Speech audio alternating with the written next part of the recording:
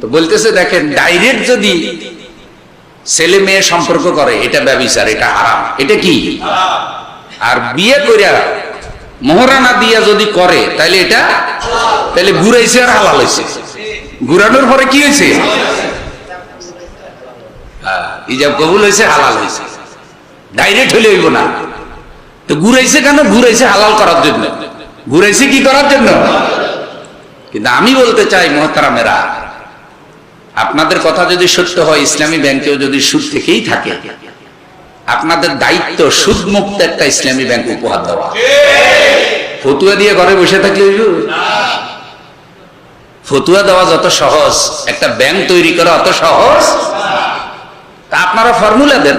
ইমাম আবু হানিফা রাহিমাহুল্লাহ হাজার হাজার মাসালা দিয়ে গেছে, তার মধ্যে অর্থনীতির মাসালাও আছে না নাই? তো এখন একটা অন ইসলামিক অর্থনীতি